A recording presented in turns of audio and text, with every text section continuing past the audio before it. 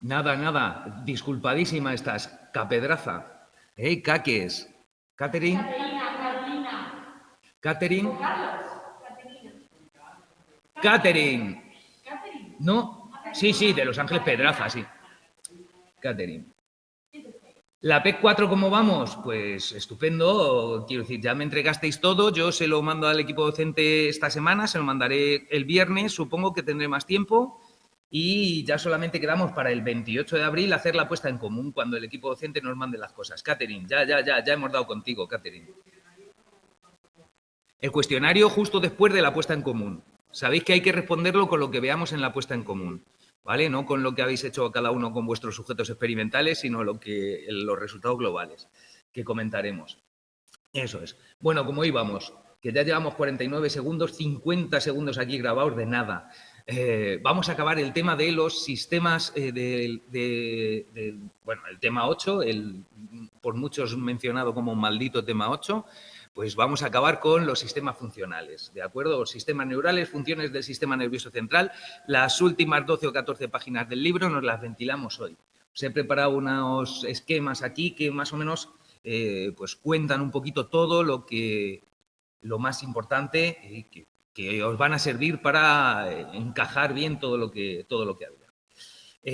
Ya veréis que realmente es un poco comentar lo que hemos comentado anteriormente, viendo cada una de las secciones, pero agrupado, de ver cómo funciona todo a la vez. Primero vamos a ver los sistemas moduladores de modulación difusa, luego vamos a entrar con los sistemas de la alocorteza, la neocorteza, y que ya será bastante más sencillo, ya veréis, porque ya hemos hablado de ello muchas veces, es ir encajando.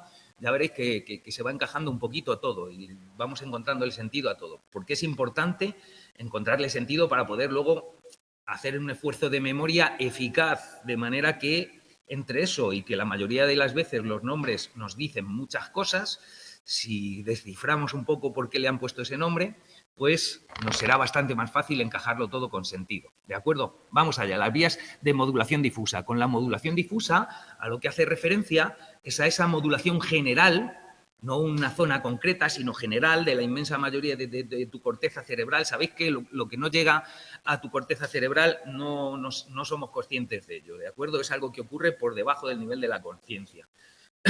Para que seamos conscientes de algo tiene que llegar a estimular una parte de la corteza cerebral.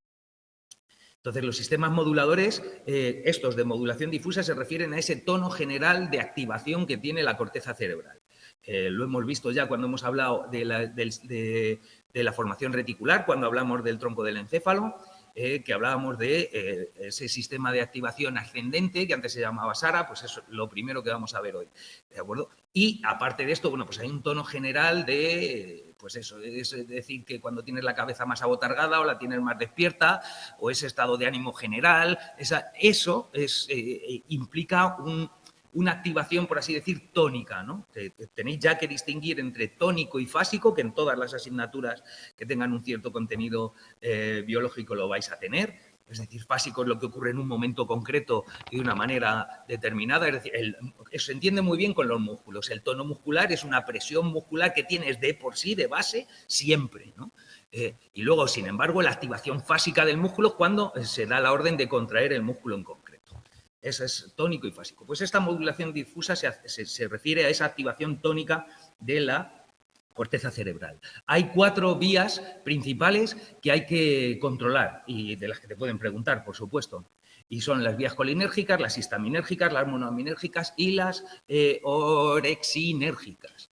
Esas son todas las que hay, todas las que mencionan en este apartado en vuestro libro.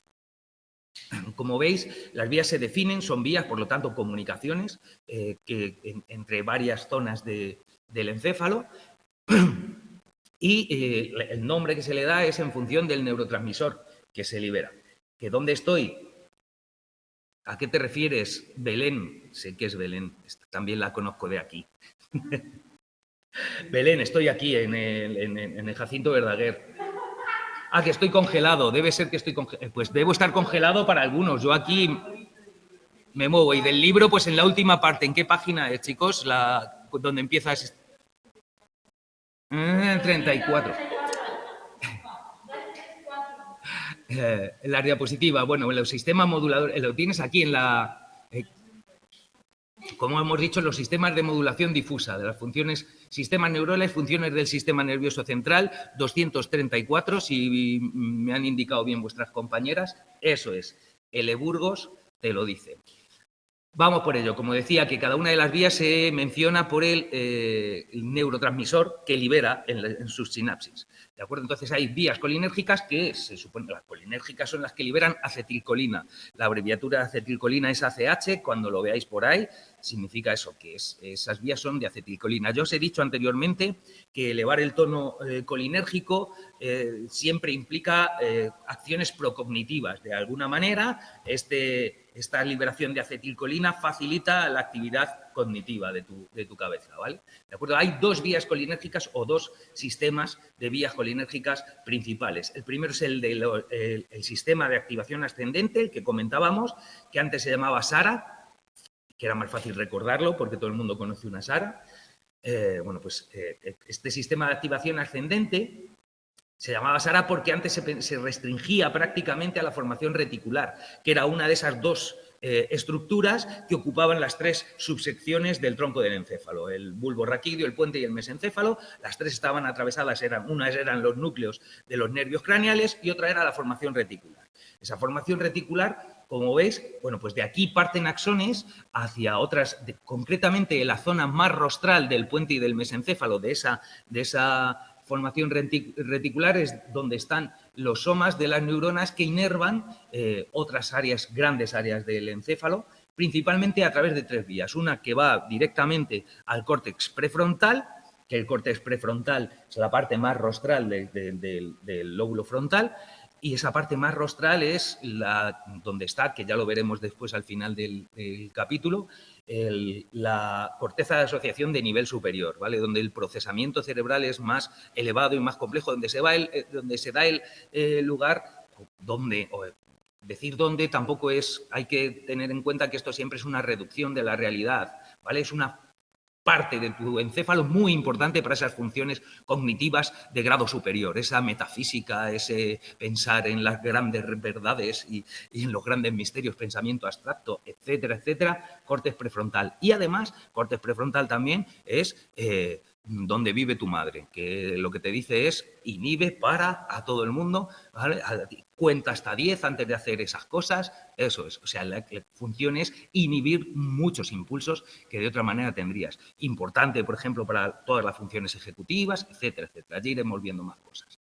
Como digo, una que va al córtex prefrontal, otra que va al hipotálamo, con lo cual esa activación también coincidirá. Sabéis que el hipotálamo es una región concreta del encéfalo, estaba en la parte del diencéfalo, lleva la palabra tálamo, y estaba justo en la parte más baja, por eso se llama hipo. ¿De acuerdo? El hipotálamo se continuaba con la hipófisis, que en el encéfalo de cordero no lo veíamos porque se había quedado en la silla turca. Pero veíamos la grietecita por la que debería colgar, de ahí la hipófisis. Bueno, pues ese hipotálamo hipófisis es la madre de la regulación del sistema endocrino, ¿vale? Cuando deis el tema 13, sistema neuroendocrino, veréis que la parte fundamental del encéfalo que coordina el sistema endocrino es el hipotálamo, con lo cual esta conexión, esta activación del hipotálamo también dará lugar a una activación neuroendocrina de alguna manera.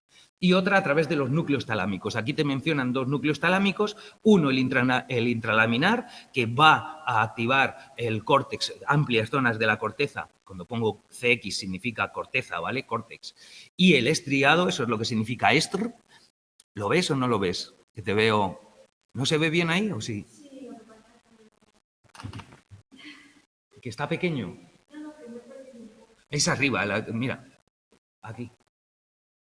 Corteza y estriado, ¿de acuerdo? Y la otra va a la formación reticular, no, de la formación reticular al núcleo talámico reticular, la casualidad que la formación reticular va al núcleo talámico reticular, ¿de acuerdo? Que acordaos que era como una tapa que tenía el hipotálamo y que era el único núcleo cuyos axones de ese núcleo no tocaban con ninguna parte de la corteza. El resto de núcleos se llaman los núcleos de relevo del tálamo, se llamaban en función de la zona de la corteza que inervaban. Si inervaban una zona de corteza sensorial eran núcleos de relevo sensorial, si inervaban una zona de corteza motora eran núcleos de relevo motores y si inervaban una zona de corteza asociativa eran núcleos de relevo asociativo, ¿de acuerdo? Entonces, este era el único que no mandaba sus axones a la corteza cerebral, sino que los axones del grupo reticular, del tálamo, lo que hacían era inhibir con sus sinapsis a los núcleos de relevo, precisamente, de manera que hace una función de compuerta, ¿vale? Ya lo hemos comentado en otras clases, que hace una función de compuerta, de manera que cuando recibe la activación, de manera natural, es decir, sin tener, de manera natural está mal dicho, de manera básica, sin tener ninguna activación, la formación reticular lo que hace es inhibir a los núcleos de relevo para que no manden la información a la corteza, ¿de acuerdo? ¿Qué ocurre? Que cuando la formación reticular libera acetilcolina en el núcleo reticular del tálamo, el núcleo reticular desinhibe y entonces la información de los núcleos de relevo sí llega a la corteza y somos conscientes de esa información. Es, por así decir, quien hace una función de filtro de qué pasa y qué no pasa del tálamo a la corteza. ¿De acuerdo? Y por eso este es el único núcleo del tálamo cuyos axones no sinaptan con zonas de la corteza cerebral, sino con otros núcleos del tálamo, impidiéndoles que la información llegue a la corteza. ¿De acuerdo? Ese es el filtro, esa es la compuerta que hace. Esa es cómo funciona la formación reticular, ¿de acuerdo? Aparte de esto, también hay otra vía colinérgica importante, que son los núcleos septales y los núcleos basales, que parte de los núcleos septales y los núcleos basales del encéfalo anterior. Acordaos que dentro de los núcleos basales del encéfalo anterior solamente os mencionan uno, que es el núcleo basal de Meynert. Y hacían referencia a que el núcleo basal de Meynert es importante porque es el primero en el que se ve muerte neuronal en el Alzheimer. Entonces ya tenemos una idea de la importancia que puede tener esa liberación de acetilcolina de estos núcleos a amplias zonas de la corteza, principalmente a áreas de asociación, a corteza asociativa. Entonces sabemos que los primeros síntomas del Alzheimer son cognitivos, son fundamentalmente de pérdidas de memoria porque es lo más fácil que se ve, pero al mismo tiempo también tienes un problema a la hora de, pues eso, de establecer nuevas relaciones, pues eso, problemas cognitivos fundamentalmente por inactividad de esa corteza asociativa. Esas son las vías colinérgicas, ¿de acuerdo? Las vías histaminérgicas, todos tenemos una idea de qué es lo que hace la histamina, ¿sí o no? ¿Qué pensáis que hace la histamina? ¿Cuál es el síntoma? ¿Cuál es el síntoma, el efecto secundario principal de cualquier antihistamínico? ¿Qué es lo que ocurre cuando tomas un antihistamínico? ¿Qué es lo que te puede pasar? Tú te tomas un antihistamínico porque tienes una rinitis alérgica. Sí, se da para las alergias, por eso sí, eso es lo que hace, porque la histamina es en el proceso de inflamatorio, ¿vale? Te da sueño, eso es, Solena, el antihistamínico te da sueño. Con lo cual, la histamina, claro, reducir el picor, claro, reduce la inflamación, el picor y tal, sí, de acuerdo. Pero a lo que vamos es a que el efecto secundario de bloquear la histamina, que eso es lo que hace un antihistamínico, ¿vale? Antihistamínico que va contra la histamina, lo que hace el principal efecto es que te da sueño, como dice L. Burgos y como ha dicho Olena también, ¿vale? Entonces, es ese que te duerme, Catherine, sí, pues aquí, evidentemente, si el bloquear la histamina te duerme, si no bloquear la histamina te despierta, ¿de acuerdo? Entonces, fijaos que el principal núcleo de liberación de histamina son los núcleos tuberomamilares, ¿vale? del hipotálamo, ¿vale? Que se llama zona promotora de la vigilia. Eso es lo que significa Z-promot, zona promotora de la vigilia. Evidentemente, pues lo que digo, la histamina al liberar lo que hace es promover la vigilia. De aquí salen dos vías. Una primera que va a activar amplias áreas de la corteza y a los núcleos del tronco del encéfalo, concretamente el locus coeruleus y el RAF-B, lo mencionan en vuestro libro. El locus coeruleus ya tenéis que tenerlo aquí metido como en la tabla de multiplicar. Locus coeruleus, noradrenalina, ¿vale? Núcleos del RAF-B, serotonina, con lo cual también son esa liberación de esos neurotransmisores también es pues, activadora. Y por otro lado, fíjate, activa esas zonas y por otro lado manda unos axones que inhiben el núcleo preóptico ventrolateral, que es, para enterarnos, la zona promotora del sueño. Lógico que si lo que tienes que hacer es despertarte y hay una zona del hipotálamo, que es la zona preóptica ventrolateral, pues, que es la zona promotora del sueño, pues va a inhibir la que produce el sueño. Es lógico. Cuando se active la zona promotora del sueño, se inhibirá la zona promotora de la vigilia. Es fácil comprender cómo funciona ese semáforo, ¿no? de despertarte o no despertarte. Esta es una de las vías por las que era LZ. Ah, no, que era la Z, quieres decir, zona promotora. Zona promotora de vigilia, zona promotora del sueño. Eso es. LC, ¿qué es? Esto es locus coeruleus. Locus coeruleus. Está aquí. Locus, bueno, está aquí también puesto LC sin poner lo que es. Es que es la abreviatura real de locus coeruleus, ¿de acuerdo? La que se utiliza en todos los atlas y el LC es el locus coeruleus. Bueno, como veis, la histamina, en la promoción del sueño, intervienen también otras moléculas, no solamente la histamina, es bastante más complejo. Pero que tengamos idea de que la histamina, como todos hacemos referencia a que el efecto secundario del antihistamínico es que nos duerme, pues como es antihistamínico duerme, pues histamínico despierta. Y ya tenemos idea de que forma parte de esa activación difusa de toda la corteza cerebral, ¿vale? Luego también están las vías monoaminérgicas. Ya os he comentado en varias ocasiones que estas son muy importantes para todos los que estudiáis psicología, para todos los que hemos estudiado psicología, que parece a veces que cuando yo digo esto parece que no soy psicólogo. Sí, lo soy, lo admito. Tengo ese defecto, ¿qué le vamos a hacer? Vías monoaminérgicas. Las monoaminas, que son fundamentales porque, bueno, aunque aquí se estudian cada una, se ve cada una y qué es lo que libera y cuál es, dónde están los somas que liberan esa monoamina. Sí, las vías orexinérgicas también tienen que ver con el sueño, Olena, sí. Pero aquí no hablan todavía del sueño, ahora lo veremos.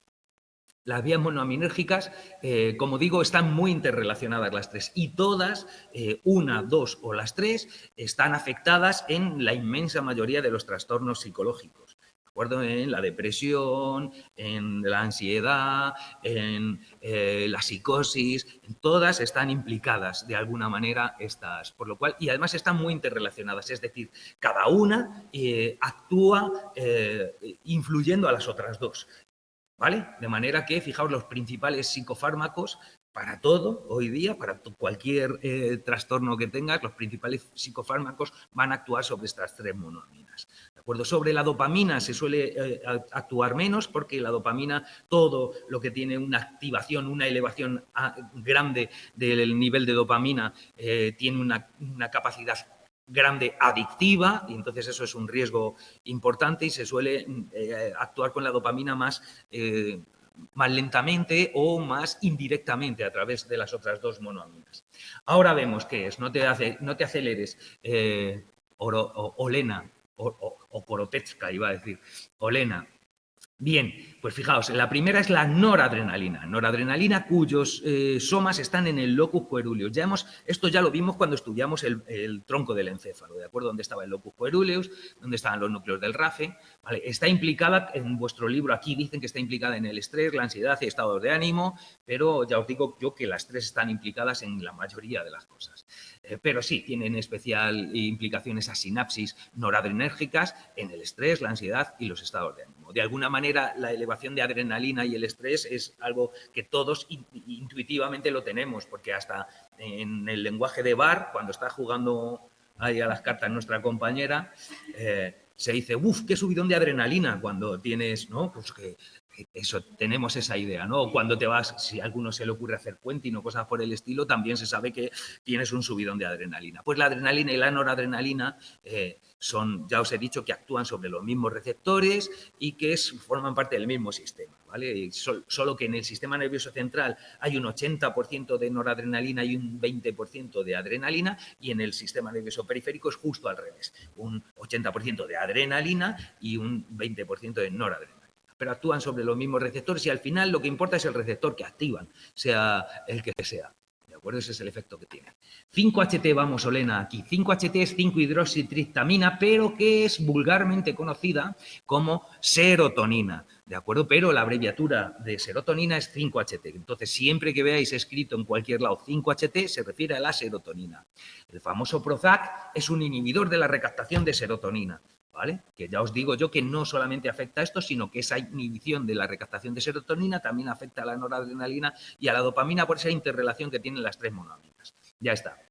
Esta hay que saber que la serotonina, los núcleos del RAFE es donde se agrupan los somas de las neuronas serotoninérgicas. Los núcleos del RAFE estaban en todo el tronco del encéfalo, tanto en el bulbo como en el puente como en el mesencéfalo, en el RAFE, RAFE significa sutura, que es la zona en la que se une el hemisferio izquierdo y el hemisferio derecho, la zona junta de ahí en medio, y lo veis en esas figuras que teníais de los cortes que había en cada una de las zonas, justo en esa zona media, con un color, me dijeron ayer que era un poco naranja, es probable, eran los núcleos del RAFE, siempre aparece por ahí un núcleo del RAFE en las tres estructuras. Por eso había algunos autores que lo consideraban, como estaba en una posición central y atravesaba las tres zonas del encéfalo, hay algunos autores que lo consideran parte de la formación reticular, decían en vuestro texto cuando hablábamos de la formación reticular, ¿de acuerdo? Implicada en regulación de estados de ánimo y en la cognición.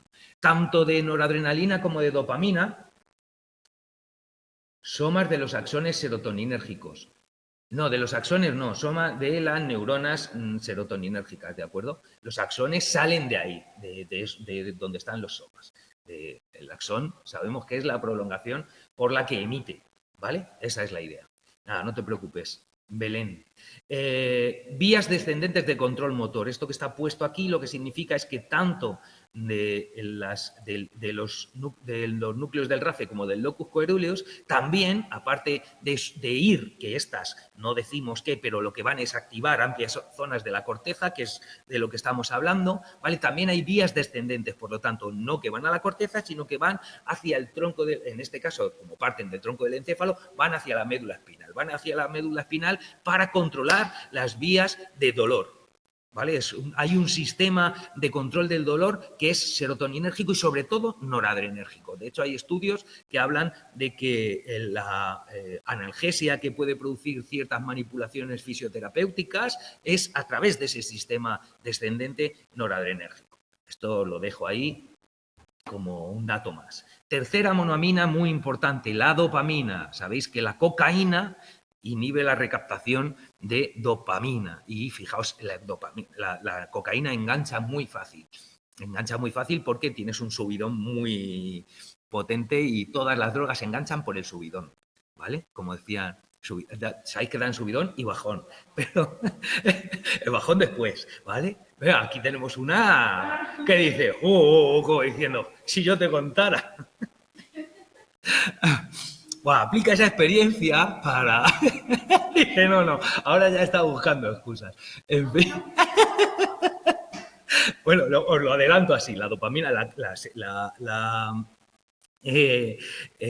anfetaminas son una cocaína sintética, por así entenderlo, ¿vale? Ese subidón, todas las drogas, digo, enganchan por el subidón, ¿vale? Que uno piensa a veces, no, para que te enganche una droga te tiene que gustar.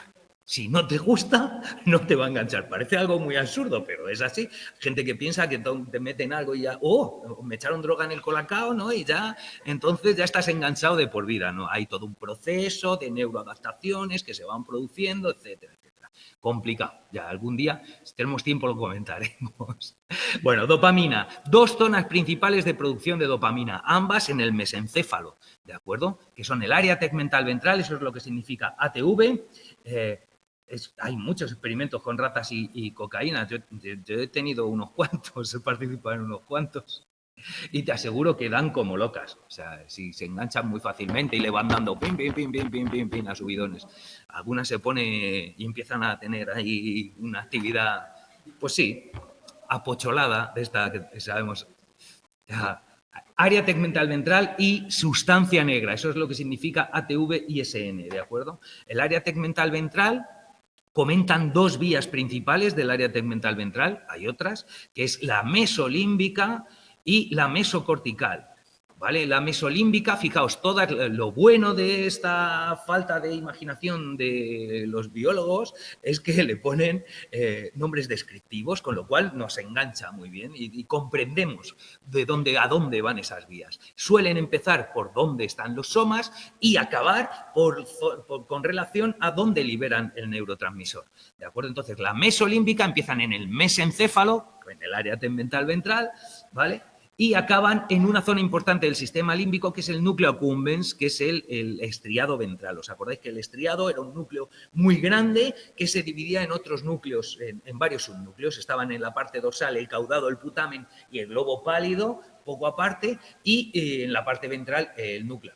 Bueno, pues este núcleo accumbens, esta liberación de dopamina desde el área tegmental ventral en el núcleo accumbens, lo hemos comentado en varias ocasiones, que es parte del sistema del circuito de reforzamiento, del circuito de recompensa. Cuando anticipas que algo te va a gustar, coincide con una liberación de dopamina en accumbens. ¿De acuerdo? Además de esa función, la vía mesolímbica también está detrás de los delirios y las alucinaciones en la esquizofrenia, dicen en vuestro libro, y en todos los trastornos psicóticos, ¿vale? La esquizofrenia es el trastorno psicótico por excelencia, pero la psicosis, lo que produce los síntomas positivos de la psicosis son delirios y alucinaciones. Se llaman síntomas positivos no porque sean positivos, que sea bueno que tenga delirios, sino porque exagera la actividad normal, ¿vale? Y los negativos es que disminuye la actividad normal. Eso es positivo y negativo, ¿vale?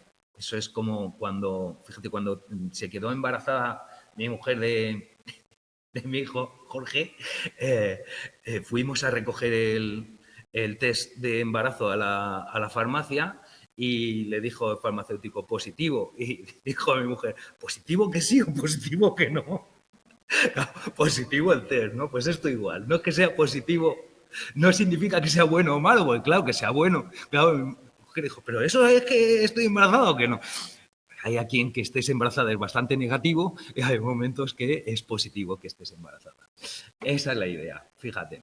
Entonces, positivo, exceso. ¿Veis? Entonces, hay un exceso de neurotransmisión dopaminérgica en la vía mesolímbica asociada a los síntomas positivos de la psicosis y la esquizofrenia. Lo dicen en esta parte de vuestro texto, por lo tanto, son posibles preguntas de examen, ¿de acuerdo? La otra es la mesocortical. Mesocortical que hace referencia a que va del mesencéfalo a la corteza, ¿vale? Concretamente al córtex frontal.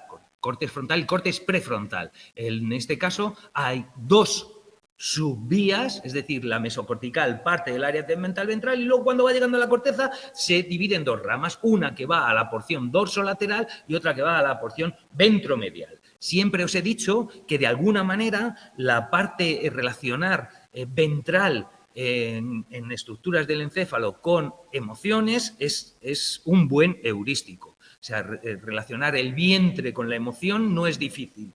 Cuando algo te emociona, pues cuando estás enamorado tienes mariposas en el estómago, dicen, cuando algo te da miedo, también el vientre se activa, etcétera, etcétera. Se te revuelven las tripas, o sea, emoción y vientre es un heurístico bastante interesante. ¿De acuerdo? Entonces, fijaos, la vía dorsolateral siempre hace referencia a cognición y funciones ejecutivas, que es una cognición, por así decir, fría, con menos implicación emocional.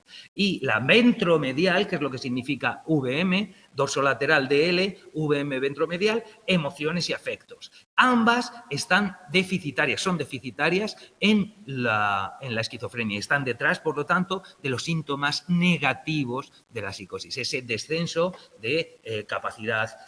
Las vías ejecutivas, como digo, es fundamentalmente control de impulsos. Es necesario el control de impulsos para poder mantener la atención en una cosa, para hacer una planificación larga debes inhibir distractores, etcétera, etcétera. Ese control de impulsos está pues, bajo en la esquizofrenia y la cognición es bastante pobre. Y luego las emociones y afectos igual. Son personas que cuando tienes un brote psicótico te retraes, no tienes mucha capacidad tampoco de disfrute, te aíslas, etcétera, etcétera. Entonces, por eso ambas vías, la dorsolateral y la ventromedial, son deficitarias en los brotes psicóticos. La otra gran vía dopaminérgica es la vía nigroestriada, que parte de la sustancia negra, por eso se llama nigro, y va al núcleo estriado, por eso se llama nigroestriada. El núcleo estriado, cuando decimos núcleo estriado, no nos referimos al núcleo accumbens. Generalmente, cuando decimos núcleo estriado, es la parte dorsal del núcleo estriado, concretamente caudado y putamen. Entonces, esto forma parte de el núcleo. Ese núcleo estriado forma parte de los ganglios basales, un circuito de regulación del control motor, ¿vale? Entonces, fijaos que es deficitario también de ciertas capacidades cognitivas, pero es deficitario en una enfermedad cuyos síntomas principales son motores, que es el Parkinson. Ese temblor y rigidez del Parkinson, pues es porque la vía nigroestriada no tiene la suficiente, concretamente porque se mueren neuronas de la sustancia negra y no se libera, por lo tanto, esa dopamina en el cuerpo estriado. Eso es. Entonces ya tenemos las vías colinérgicas, las histaminérgicas y las monoaminérgicas vistas. La siguiente es simplemente las vías orexinérgicas, que decía Olena, que el núcleo estriado participa en la visión, o me estoy confundiendo. Pues no sé si participa directamente en la visión, probablemente tenga una participación secundaria, o en el movimiento ocular probablemente sí, ¿vale? Pero en la visión como tal no tengo yo aún una referencia, aunque ya sabéis que siempre que decimos esto son reducciones. Vuestro cerebro funciona realmente mucho más holísticamente, más grupalmente, no es siempre, pero hay zonas que tienen especial implicación en determinadas cuestiones. El estriado fundamentalmente, fíjate, está implicado en este control motor, en ciertas capacidades cognitivas y en la formación de hábitos. Cuando veas cuando cualquier trastorno, por ejemplo, que curse con darle muchas vueltas y las rumiaciones y darle muchas veces los circuitos de preocupación que se llaman, ¿vale? Esto que no se te van las cosas es una hiperactivación de ese núcleo estriado con otras conexiones. Eso, y también en la formación de hábitos positivos. Es decir, cuando tú empiezas a conducir y tienes que aprender a hacer todo, que al principio parece un mundo, que te tienes que fijar en que levantas un pie, aprietas el otro, mirar al mismo tiempo por aquí, mirar por adelante, mirar al retrovisor, te parece imposible y lo tienes. Al principio lo haces sin que, cuando vas automatizando todos esos procesos y lo haces sin querer, ya el núcleo estriado está activando. Toda esa formación de hábitos y de costumbres, las que sean, está implicado el núcleo estriado. Concretamente, ¿por qué digo hoy concretamente? No sé qué me pasa. Concretamente la parte dorsal, caudado y putamen. Como digo, orexinérgicas, la orexina, ¿a qué os suena orexina? ¿A qué os suena? A oreja. Bueno, aquí tiene nuestro compañero tiene más imaginación. O similitud fonética. Oreja, vale. Pero anorexia, ¿qué es? Que no comes, ¿de acuerdo? Entonces, orexia es que comes. Entonces, la orexina, de alguna manera, fijaos, la descubrieron dos grupos y uno la llamó orexina y otro la llamó hipocretina. Hipocretina se llama hipocretina porque no es porque sea una hipócrita, sino porque estaba en el hipotálamo y se parecía a una molécula que ya se había descubierto poco antes, que se llamaba secretina. Entonces, por eso la llamaron hipocretina. Esto nos sirve para saber que, como se llama hipocretina, está en el hipotálamo, ¿de acuerdo? En el hipotálamo, concretamente en el lateral y posterior, es donde están los somas de las neuronas que liberan orexina. Las vías orexinérgicas, por lo tanto. La orexina, digo lo de que dé hambre, pues porque que da hambre es como cuando te da hambre, ¿qué haces? Lo primero, te empiezas a mover y buscas comida y haces lo que sea. O sea, que la función principal de esta, la única información que viene aquí, es que esta liberación de orexina lo que hace es activar todas las anteriores. Es decir, la orexina activa las vías monoaminérgicas, las histaminérgicas y las colinérgicas. Esa es la idea. Cuando tienes hambre, empiezas a movilizar todos los recursos para poner tu cabeza al 100%, por así decirlo. Ya está, solamente es eso. El hipotálamo, bueno, lo que se encarga de que tengas esa comida son tus pies que bajen a comprarla. El hipotálamo, siempre sí, el hipotálamo es fundamental. El hipotálamo, ya te digo, y la regulación de aquí, del hipotálamo son núcleos distintos del hipotálamo, tanto los que dan el hambre y los que cortan el hambre. O sea que el hipotálamo tiene y esa implicación con el sistema endocrino, ¿no? También, evidentemente, hay una liberación hormonal asociada a todos los procesos de ingesta. Eso es así. De aquí ya, esta página ya la teníamos más que cubierta. Vamos a pasar a lo siguiente, que si no, al final hay más cosas que ver y nos tiene que dar tiempo. Borro esta página que si no queda muy guarra y pasamos a la siguiente. Esos son los sistemas de modulación difusa, ¿de acuerdo? Ahora vamos a ver los sistemas funcionales de la alocorteza. ¿Os acordáis que había dos tipos de corteza cerebral? La alocorteza y la neocorteza. Ya lo comentamos en la última clase. La neocorteza es la de origen filogenético más reciente y la alocorteza de origen filogenético más antiguo. Iba a decir más anterior, lo que es una burrada, porque anterior ya lleva el más, ¿de acuerdo? Entonces es más antiguo, filogenéticamente más antiguo. Todo aquello que relacionábamos con el rinencéfalo. Por lo tanto, sabemos que son vías en las que los bulbos olfatorios tienen un papel fundamental. A partir del olfato son vías de alguna manera conectadas con el sistema olfativo, con estas partes de cerebro más reptilianas y más antiguas filogenéticamente.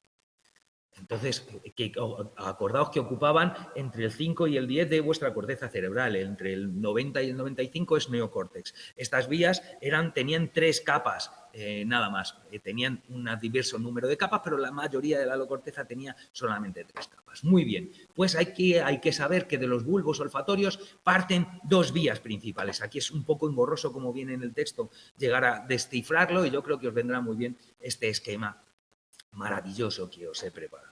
De los bulbos olfatorios irían a la amígdala, concretamente a la amígdala córtico-medial, un subnúcleo dentro de la amígdala, varias partes de la amígdala al núcleo de la estría terminal, eso es lo que significa NST, os lo digo para que apuntéis en vuestros lo que sea, para que podáis entender lo que significan estos esquemas. Al núcleo de la estría terminal y del núcleo de la estría terminal al hipotálamo medial, que influye en el sistema endocrino, como sabemos. Con lo cual, esa activación de esta vía, al final tendrá una activación endocrina. Esa es la idea, que sabemos que todo funciona al final. El cuerpo no funciona aislado, funciona todo. Y una parte de esa conexión de todo el cuerpo es a través de ese sistema endocrino. Daos cuenta que las hormonas y los neurotransmisores tienen muchas similitudes. Simplemente las hormonas se liberan al torrente sanguíneo y se distribuyen por todo el cuerpo y el neurotransmisor tiene una actividad muy concreta en una zona muy determinada de vuestro encéfalo. Pero son, al fin y al cabo, moléculas para comunicarse entre las células. ¿De acuerdo? La otra era de los bulbos olfatorios a la corteza piriforme.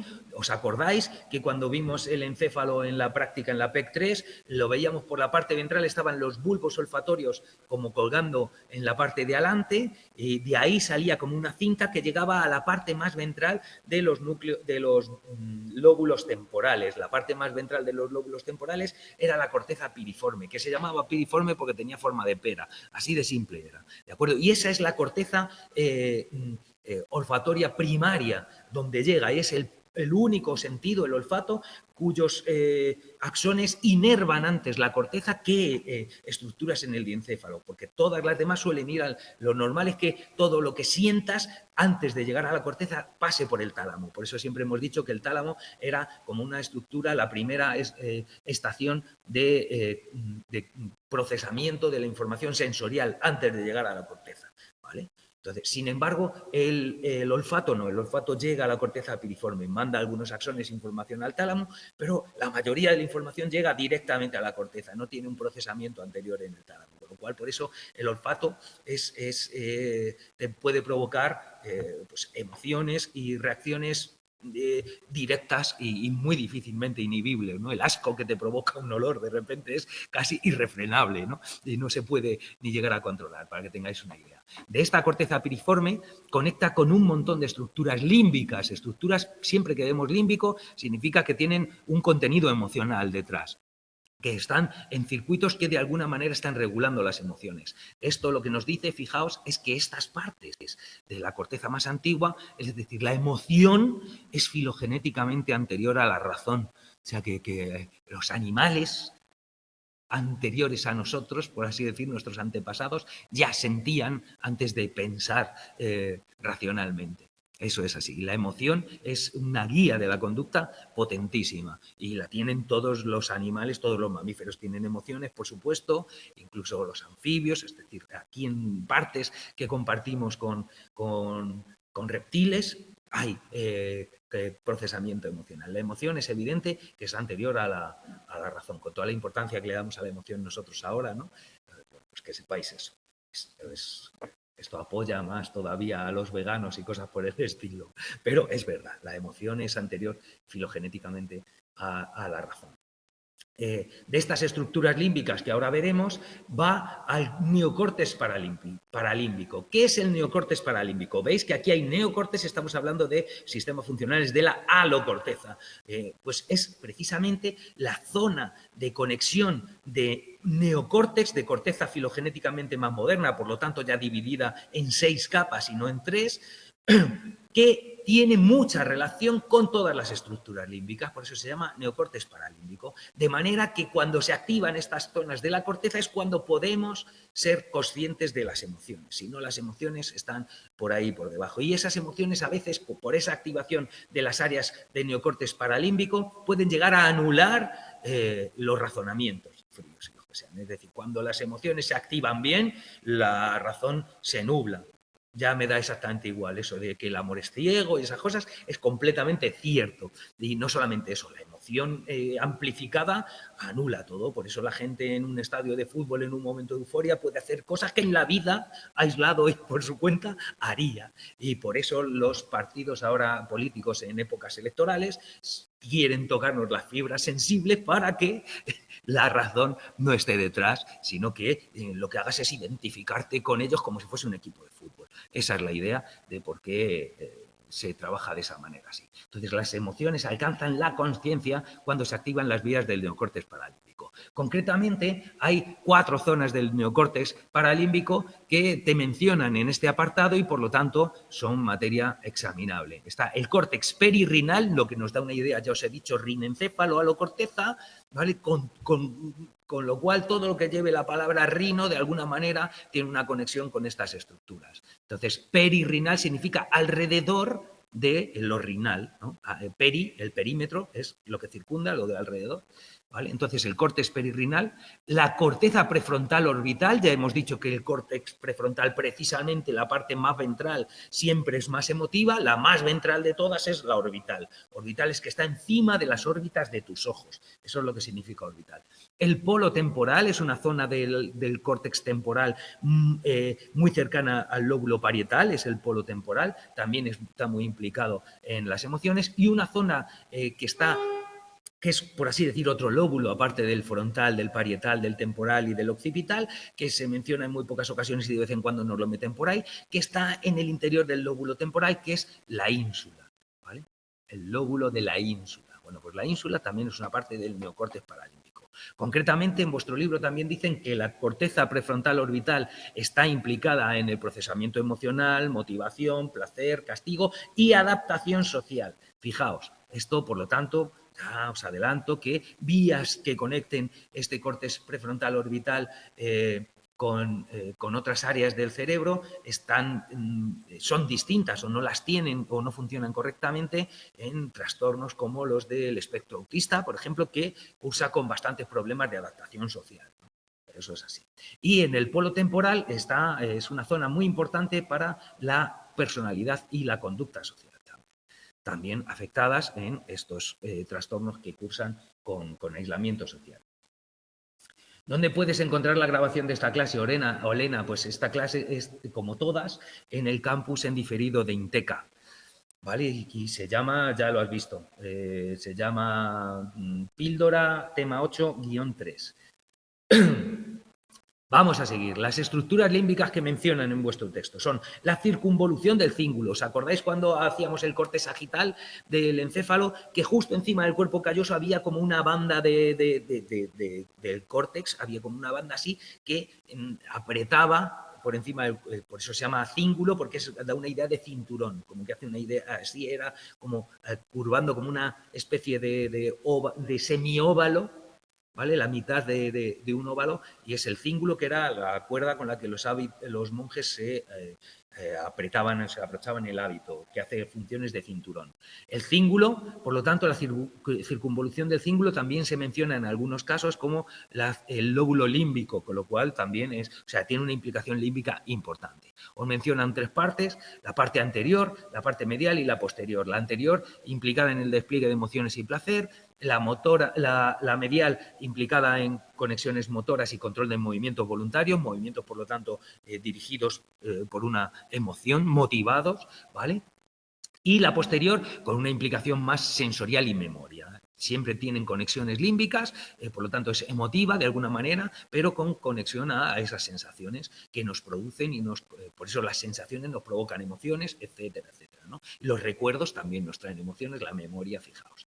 El hipotálamo y la amígdala, que también sabemos que forman parte del sistema límbico, esa emoción con el hipotálamo, pues claro, pues se va al final a traducir en cambios hormonales, como es lógico, y en una activación o inactivación de ese sistema parasimpático o el sistema simpático, que es el sistema nervioso autónomo, que el hipotálamo es una parte fundamental de conexión del sistema nervioso central con el endocrino y con el sistema nervioso periférico. Eso lo tenemos que tener ya grabado a fuego en nuestra cabeza. Y lo que dicen en esta parte del texto es que son centros de integración del sistema límbico. Pues ya lo sabemos, son centros de integración. La amígdala, sabemos, esa amígdala no tiene nada que ver con la que nos quitaban a nosotros, a la generación nuestra anterior, nos quitaban a casi todos de pequeños las amígdalas con un cacharro como el de hacer bolas de helados que nos metían por la boca y lo sacaban así, era muy, muy traumático, ¿sí? Esas amígdalas no tienen nada que ver, estas son amígdalas cerebrales, que están, fijaos, se continúan, la amígdala está adherida, está prácticamente al lado de la parte posterior, bueno, realmente es la anterior,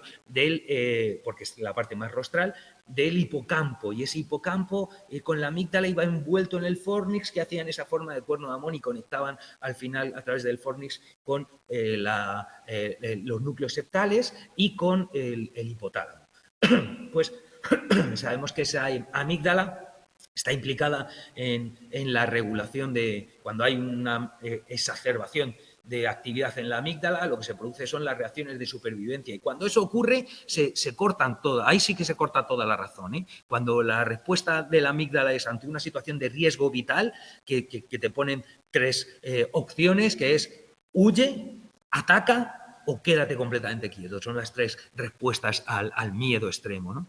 Esa es un secuestro amigdalino, que se dice. Cuando eso ocurre, no hay razonamiento posible. De hecho, uno actúa sin darse cuenta ni siquiera de que está actuando. Luego lo razona y ya dice, pues mira, reaccioné de esta manera o de esta otra, pero no sabes ni cómo sales de esos momentos de actividad extrema. Aparte de eso, la amígdala también está implicada en que una persona te caiga bien o no te caiga bien, de me fío o no me fío, es decir, todo esto son centros de integración, por lo tanto, importantes del sistema límbico.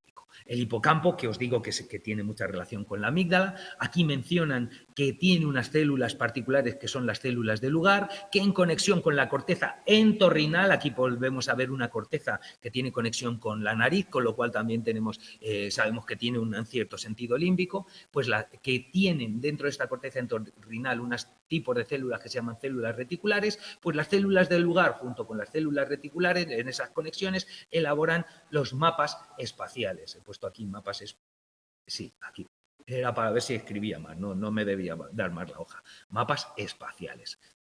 Sabemos que el hipocampo y la memoria a largo plazo están implicadas, el hipocampo y la orientación también están implicadas, la memoria y la orientación es fundamental para orientarte, tener memoria, que es algo implicado. Y aquí era el famoso experimento de los taxistas de Londres, en los que se vio que la parte precisamente del hipocampo anterior crecía más cuantos más años llevaban realizando esta actividad de taxistas en Londres. Es donde se demostró además por primera vez que había neurogénesis en edad adulta, que hasta aquel momento se creía que no había, nacías con todas las neuronas y no había nacimiento de neuronas posteriores en edad adulta. Fijaos, lo último ya que os comentan de estructuras límbicas es que los núcleos septales, los núcleos basales del encéfalo anterior, que ya lo hemos visto en los sistemas de modulación difusa colinérgicos, lo primero, y los núcleos anterior y medio dorsal del tálamo son también partes importantes del sistema límbico. Solamente os mencionan eso, que nada más hay que saber de ellos. ¿De acuerdo? Nada más y nada menos. Borro todo lo que he guarreado. Con esto ya vamos a pasar a ver los sistemas funcionales de la neocorteza, del neocórtex. Veréis que esto ya es más sencillo, puesto que lo hemos comentado en varias ocasiones y de alguna manera veremos cómo funciona. Ya os he comentado en clases anteriores que la información que llega, que sabéis que la que entra por detrás, va por vía dorsal, etcétera, etcétera, pues al final, para que seamos conscientes de esa información que llega, tanto del interior del cuerpo como del exterior del cuerpo, ¿vale? Las vías viscerales también llevan información sensorial, y hay información motórica, información que sale. La información aferente al sistema nervioso central es información, por lo tanto, sensorial, y la eferente, información motora. La información que llega desde fuera adentro va subiendo, va ascendiendo hasta que llega a la corteza. Cuando llega a la corteza somos conscientes de esas sensaciones. Si no, no somos conscientes de esas sensaciones. Esas sensaciones tanto internas como externas, que al final lo que hace nuestro sistema nervioso central es chequear todo el ambiente, tanto interno como externo, y emitir respuestas adaptativas a ese ambiente para que podamos vivir, es la función de nuestro sistema nervioso, ¿de acuerdo? Entonces, esas vías sensoriales, cuando llegan a la primera zona de la corteza a la que llegan, son las áreas sensoriales primarias. Esas son las áreas a las que llega la información aferente. Por lo tanto, si hiciésemos un corte de esa zona de la corteza, veríamos que las 6 capas tienen distintos grosores y aquí las más gordas, por ser áreas sensoriales primarias, las más gordas de las 6 son las vías a las que llegan los axones, concretamente la capa 4, que es la capa 1 y la capa 4 son las vías, las zonas a las que llegan las aferencias. Bueno, eso ya lo vimos en la última clase, me parece, cuando estuvimos viendo las distintas zonas. Eso, si hiciésemos un corte, veríamos que la capa 4 y la 1, que son las que llegan las aferencias, la capa 2 y las 3 conectan con otras zonas de la corteza y la capa 5 y la 6 mandan axones hacia afuera de la corteza. Entonces, la corteza sensorial es aquella que tiene más gordas las capas 4 y 1 con respecto a las otras. Las otras tienen menos, porque su función principal es recibir la información. Esas son las áreas sensoriales. Bueno, pues estas áreas sensoriales reciben información de los núcleos de relevo sensorial del tálamo, siempre y cuando la compuerta de la formación del núcleo reticular les deje mandar la información hacia arriba.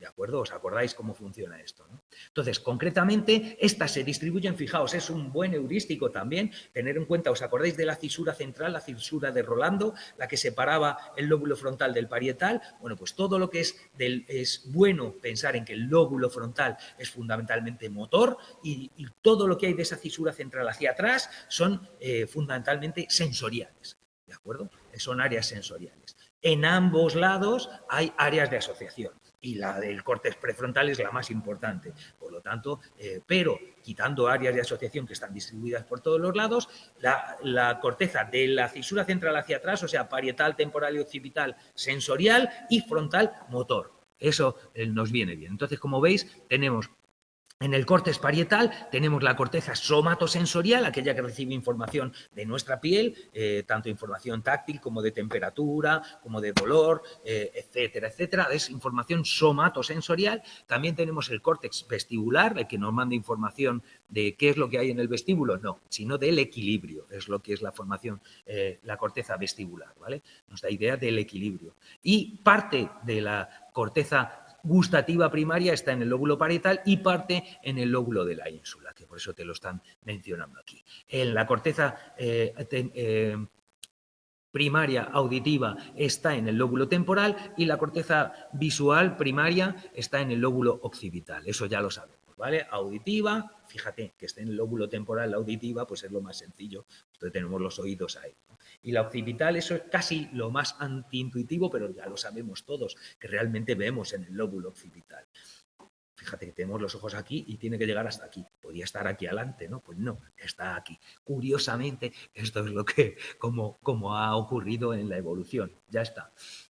De aquí, de estas áreas, ¿cómo funcionan? De estas áreas sensoriales primarias, aquí llega la información muy concreta y muy directa de cada input informativo que llega. Por ejemplo, si tenemos en el córtex visual, me llega la información de brillo, me llega la información de color al lado, ¿vale? En la corteza visual primaria me llega la información de brillo. De la misma zona estimulada de mi retina va a llegar también información a las neuronas de al lado, información de color. Y a las neuronas de al lado va a llegar información de movimiento, por ejemplo.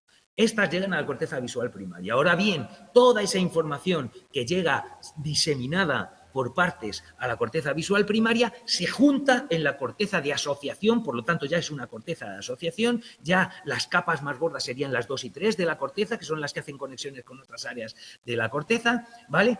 Pero de sensorial unimodal. Esta no nos dicen dónde está porque suele estar adyacente a las áreas sensoriales primarias. Entonces llega a la corteza visual primaria esa información y a la corteza visual secundaria ya se me juntan las tres y ya lo que veo es un coche rojo que está atravesando mi campo visual de derecha a izquierda, por ejemplo. Toda esa información ya la percibo junta en la corteza de asociación unimodal, como veis, unimodal o sensorial secundaria. También recibe inervación de los núcleos de asociación del tálamo. Lógico, esa información se modula y se ha procesado también de alguna manera en esos núcleos de asociación del tálamo y, por lo tanto, pues ya le dan más mascado el tema a la corteza sensorial unimodal. De esa corteza sensorial unimodal va a áreas de asociación polimodales, ¿vale? En la que ya la información que tengo no solamente es visual, sino tengo información de otro tipo, visual, más auditiva, más emotiva, porque me ha pegado un susto, porque me ha sorprendido, lo que sea,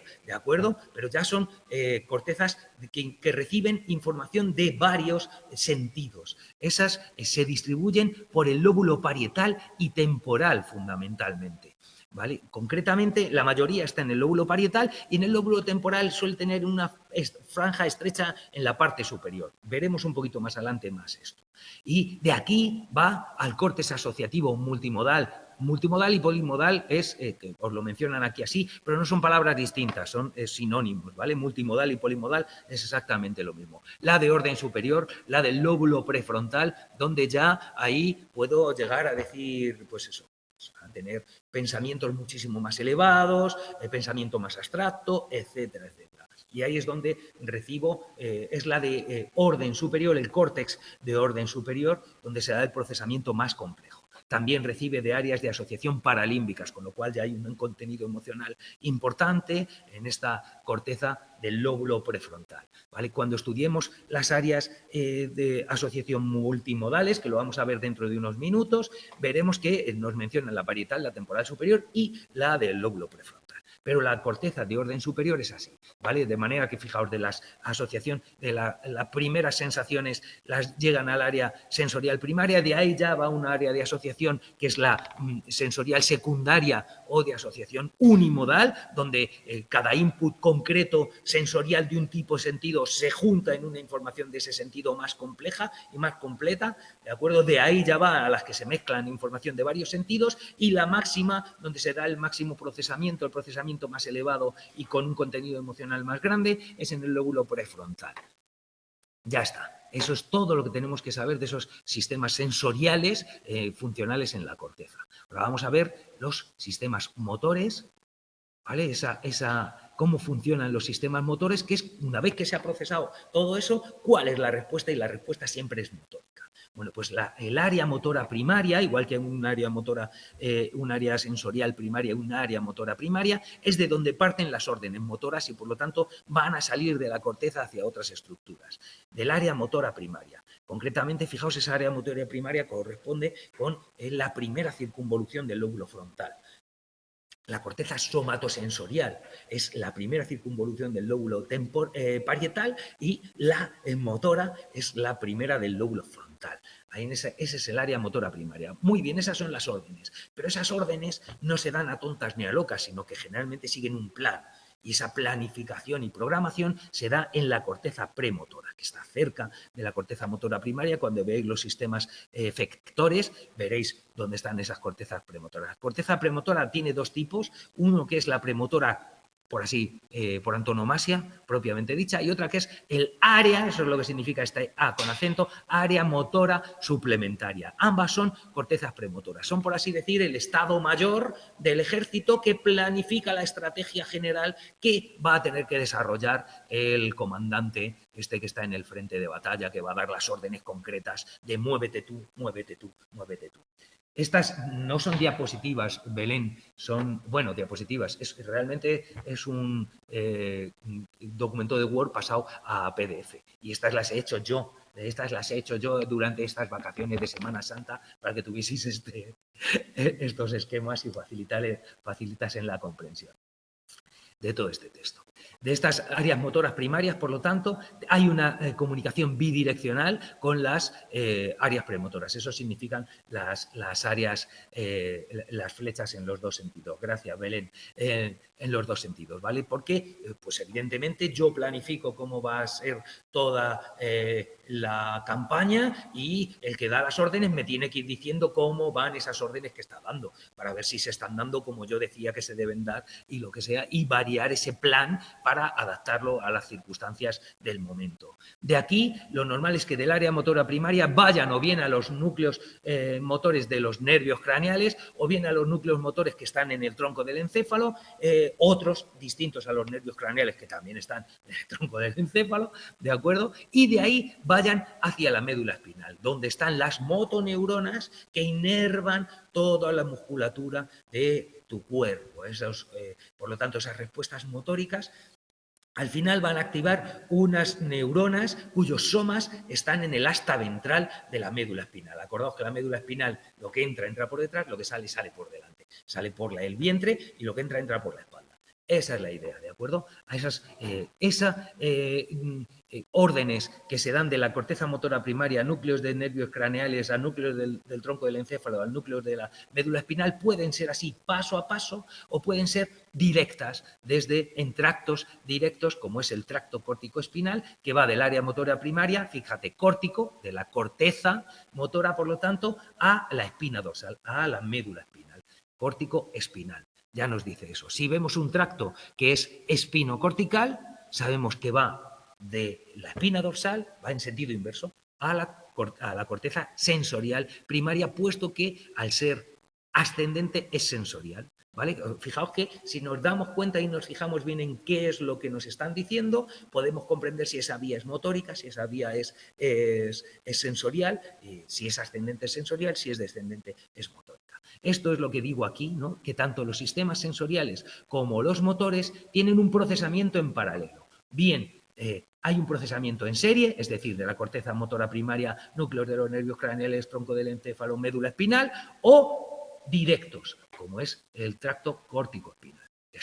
¿De acuerdo? Y se dan, no es O, es I, es decir, se dan, tiene ambos, por eso he puesto I, que se dan tanto en serie como directos. Es lógico que los sistemas estén duplicados. Fijaos, si hay un error en alguno, el otro puede compensarlo, ¿de acuerdo? Y la información, los tractos directos siempre va a ser una información más bruta, menos elaborada, ya sea para una orden más general o ya sea que una sensación que llega ascendente también va a ser más directa, la que sea espinocortical, que la que hace relevos antes, y en cada relevo hay un cierto procesamiento de la información. Entendemos, ¿no? Entonces, pero eso, el que haya duplicación de vías es un sistema lógico de protección ante cualquier evento, ante cualquier fallo en cualquier vía. Es lo mismo que ocurre con la red eléctrica. La red eléctrica no manda a la electricidad que llega aquí, no viene solo por un cable viene por un cable hasta aquí, pero hay distintas formas de que pueda llegar aquí. De manera que si la subestación de la que habitualmente se alimenta tiene un fallo, en 2-3 horas te va a llegar por otra subestación al final electricidad aquí, porque no se puede quedar esto sin electricidad mucho tiempo. Esa es la idea, ¿de acuerdo? Duplicar, redundar los sistemas, pues tiene esas ventajas. Tiene un coste, porque tienes que hacer más instalación, por así decir, pero nos protege de que haya un fallo en cualquiera de las estas. Esto es lo normal.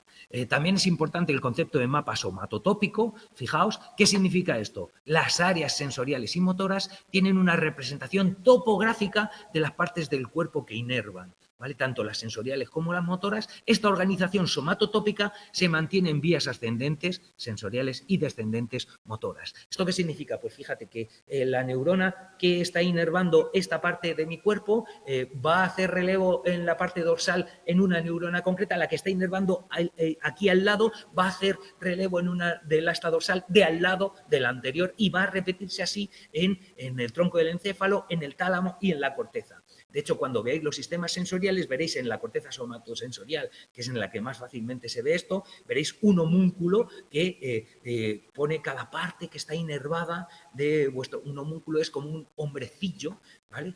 Deformado, puesto que no es exactamente como tu cuerpo, porque, por ejemplo, en la información táctil que llega a la corteza somatosensorial, hay un área de corteza somatosensorial muy grande que inerva los labios, entonces ese homúnculo va a tener unos labios inmensos, va a tener unos dedos, una yema de los dedos inmensa, porque va a tener mucha más información táctil de la yema de los dedos y de tus labios que de tu codo, por ejemplo, o de tu antebrazo, aunque tu antebrazo sea mucho más grande que las yemas de tus dedos o que tus labios. Pero esa información va a tener, por lo tanto, un reflejo para que pues tengamos, al final, lo que tenemos que tener en esas vías sensoriales y la información, las respuestas motoras, deben ser coherentes con el cuerpo que tú tienes, con el entorno en el que te estás moviendo. Si no, no nos va a dar la información fidedigna. Eso es lo que hacen los mapas somatotónicos. ¿De acuerdo? Nos queda por ver simplemente, fijaos, los sistemas de modulación, es decir, tanto los sistemas motores, esta información que sale con esos pasos desde la corteza motora primaria hasta la médula espinal, o la información que llega de la médula espinal hasta la corteza sensorial y luego a las cortezas asociativas hasta el córtex prefrontal multimodal, ¿vale? Fijaos, tiene que modularse de alguna manera la información, a veces, si no llega, si no se produce el fenómeno del teléfono escacharrado, ¿no? Que uno va cogiendo y por no modular, por no coger y volver y decir qué, pues al final se va deformando la información. Bueno, pues esa, como veis, en los sistemas motores, las principales vías de regulación de esa información motora y de modulación de esa información motora son los ganglios basales y el cerebelo. Esto ya lo hemos comentado en varias ocasiones, que tanto los ganglios basales y el cerebelo, de hecho, son los que van a mandar la información a los núcleos motores del tálamo, a los núcleos de relevo motores del tálamo que van a inervar el córtex motor. Le van a dar esa información de vuelta de cómo va esas órdenes motoras, si se están ejecutando correctamente o no, y si esta presión de ese músculo es la correcta o puede todavía seguir más, o como vaya más se va a romper, etcétera, etcétera. Toda esa información se regula y se modula con la intervención de los ganglios basales y el cerebro.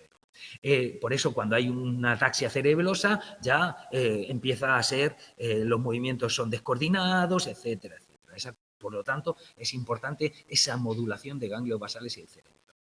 También cuando los ganglios basales están afectados, como es el estriado en el caso del Parkinson, ya empiezas a tener pues, unos movimientos que no son limpios, que no son... de acuerdo. Entendemos de alguna manera esa modulación. En cuanto a los sistemas sensoriales, nos dicen dos cosas. Nos dicen que hay proyecciones descendentes de la corteza somatosensorial hacia los núcleos sensoriales del tálamo y a la médula espinal, al asta dorsal, que es donde está la información sensorial, ¿vale? Que es lo que decíamos, ese preguntar qué, cuando te han dado una información que llega, que es información sensorial, cuando preguntas qué, por si no lo has oído bien, es el oído cocina, ¿no? que dicen en el restaurante para decir, lo he entendido perfectamente, pues eso se produce en esas vías descendentes de confirmación de información sensorial. Y también hacen especial mención, fíjate que esto es realmente esto, el núcleo sensorial del tálamo, que todas las áreas sensoriales proyectan al núcleo talámico del que reciben. O sea, el núcleo talámico manda axones al área sensorial y también esa área sensorial manda de vuelta al núcleo talámico, dándose un bucle de retroalimentación ahí de oído cocina. ¿De qué? Sí, vale, perfecto, he oído lo que creía haber oído.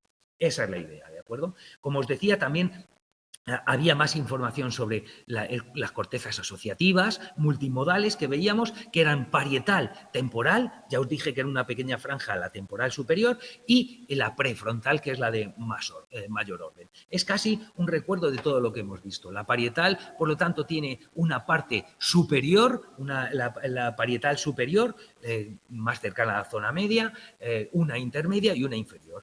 ¿De acuerdo? Entonces, la superior os dicen que se mezcla ya información visual y control de movimientos. En la intermedia hay información visual, somatosensorial, vestibular y auditiva. Fíjate, todo esto nos da una idea de que es importante para la percepción del propio cuerpo y la orientación. ¿De acuerdo? Y la inferior tiene relación con el córtex premotor, con ese que va a dirigir la respuesta al fin y al cabo que va a dar para adaptarte, y te mencionan en concreto el área de Wernicke, que está en el hemisferio izquierdo, de esa lateralización de vuestro cerebro, que es lo último que comentaremos, de esa lateralización de vuestro cerebro. El área de Wernicke y la área de Broca lo vais a ver en muchas otras asignaturas, porque están implicadas en la comprensión y la producción del lenguaje.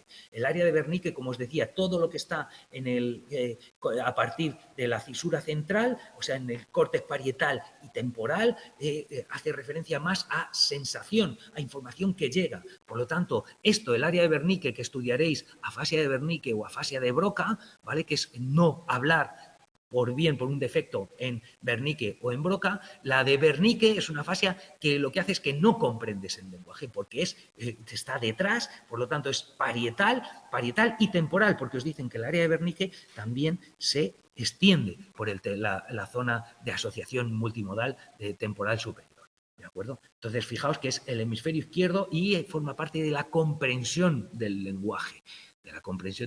Y toda esa asociación que hace con lo que el lenguaje provoca. El lenguaje en el ser humano es fundamental. Fijaos que vais a estar estudiando psicología, la terapia psicológica se basa en el lenguaje. O sea, si el poder de la palabra no está ahí, si el lenguaje no modifica tu cerebro, por eso es tan importante y por eso, aunque nos parezca una chorrada muchas veces, por ejemplo, todo el movimiento feminista, la importancia que da a decir ministra y no decir ministro, y estas cosas es porque al final, por mucho que queramos, el lenguaje modifica el cerebro.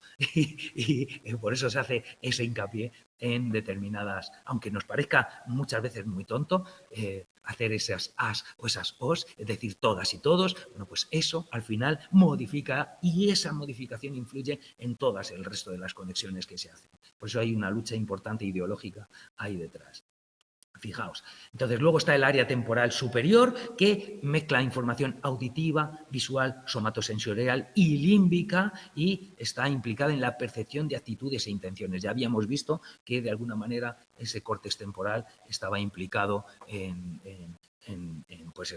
tiene una implicación social en el carácter y en la sociabilidad de los individuos. Por lo tanto, percepción de actitudes e intenciones es importantísimo a la hora de ver si me puedo fiar de ti, no me puedo fiar de ti, voy contigo, no voy contigo. La prefrontal, ya esta información ya la hemos visto, por un lado tiene la lateral y por otro la orbitaria, que es la más ventral, y siempre la lateral un contenido de razonamiento más frío, razonamiento, atención y memoria, y la orbital, la ventral, los vientres, nos va a remover las tripas y por lo tanto un contenido más emocional y más implicado en la personalidad o el carácter. Ya está claro.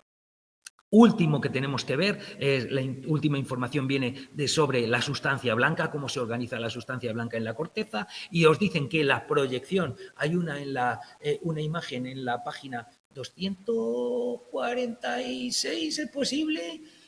Ahí que viene como un abanico que se va juntando, esas son las vías de proyección y por lo tanto es sustancia blanca. Sustancia blanca significa cableado, ¿vale? Entonces es cómo se distribuye todo ese cableado, se distribuye todo el cableado que llega y cómo se va recogiendo todo ese cableado en abanico formando la corona radiada, ese dibujo que tenéis de como un abanico que se va juntando, ¿vale? Esa corona radiada se junta en la cápsula interna y esa cápsula interna va al final juntándose en ese cableado gordo en los pedúnculos cerebrales. Ese es el cableado gordo de lo que llega a la corteza y lo que sale de la corteza, hacia y desde fuera del córtex. ¿De acuerdo? Eso es lo que os he comentado aquí.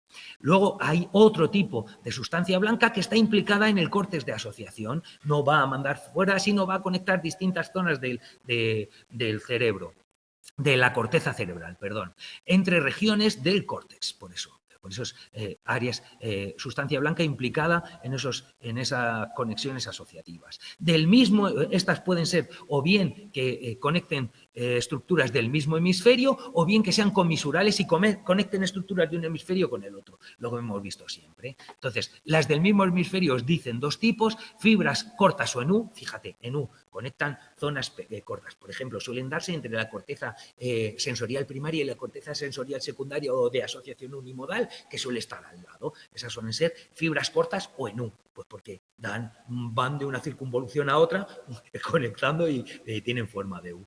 Fácil. Y las largas os dicen que están agrupadas en fascículos, pues es lo normal. Las que van a conectar con zonas más alejadas de la corteza, pues ya se van agrupando y se juntan, como todo el mundo, con varias personas para ir un poquito más lejos. En esos viajes más lejos se organizaban caravanas, ¿no?, en las que se juntaban todos en el viaje para ir todos juntos. Pues esa es la misma idea. Las fibras van conectándose en fascículos y ambos juntos se mielinizan todos juntos en tractos que van más lejos y que cuando se agrupan varios tractos se llaman fascículos. Las comisurales, tenemos dos comisuras fundamentales que conectan ambos hemisferios. La principal, la del cuerpo calloso, que ya lo sabemos de memoria, y la otra es la comisura anterior, que ya os he comentado que cuando hay agenesia del cuerpo calloso se da más gruesa la comisura anterior generalmente, pero que nunca llega a conectar, puesto que el cuerpo calloso es bestial. Hablamos de 250 millones de axones que están ahí atravesando y conectando ambos hemisferios, ¿vale? La comisura anterior fundamentalmente conecta estructuras olfatorias, ¿vale?, y zonas anteriores del lóbulo temporal, que también tiene una implicación límbica importante, ¿vale? Lo último ya que os comentan en el texto, lo último que os comentan casi es un comentario ya más más a un nivel más didáctico y más casi divulgativo, como es esa lateralización funcional que se da en el cerebro a grandes rasgos. Sabemos que eso, bueno, pues, y os dicen que en los diestros se da fundamentalmente así. Eso es, el cerebro funciona como un todo generalmente, pero sí que hay una cierta especialización en el hemisferio izquierdo y el hemisferio derecho, aunque hay mucha interconexión en esa lateralización. Por eso tenemos un cuerpo calloso que conecta tanto.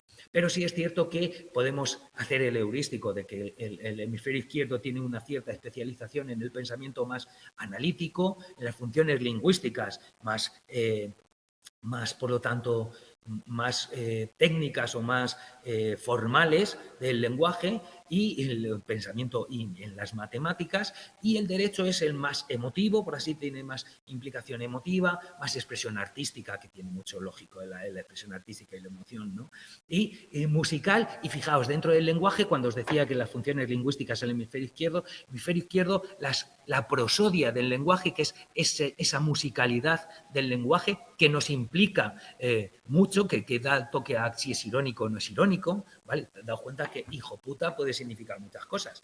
Hijo puta puede ser desde un insulto a que acabas de ver un amigo que hace un montón de que no le ves y dices, hijo puta, ¿no? No es ni siquiera polisemia, depende de la entonación que le des. Una cosa puede ser un insulto o puede ser un afecto, ¿no? O sea, es así. Esa musicalidad del lenguaje también tiene más implicación en el hemisferio derecho, y también está más implicado en funciones espaciales, en orientación espacial y en capacidad espacial el hemisferio derecho. Ya está. Esto es lo último que dicen en vuestro libro con respecto al tema 8, y con esto nos hemos ventilado el maldito tema 8, y espero que esto dé lugar a que podáis comprenderlo mejor, y a partir de ahora nos vetamos la semana siguiente en todo el desarrollo, en toda la ontogenia, y después, cuando acabemos con la ontogenia, podamos ver la filogenia. Y luego ya es profundizar un poquito más en todo esto que hemos visto de sistemas sensoriales, sistemas motores, etcétera, neuroendocrino, y etcétera, etcétera, etcétera. ¿Esta parte de sustancia blanca se queda como parte de los sistemas funcionales de la neocorteza o pertenece a ella? Sí, es la última parte de estos sistemas funcionales de la neocorteza, y os habla todo lo anterior, hablábamos haciendo referencia a la sustancia gris, y aquí habla un poquito de sustancia blanca. Ya sabéis que sustancia blanca realmente lo único que nos dice es que es cableado y que va un pelín lejos, y por lo tanto es para optimizar esa conexión aislamos el cable. Ya está. ¿De acuerdo? Voy a parar en la grabación, que si no luego duran horas y tampoco es cuestión. Aquí termina este tema 8.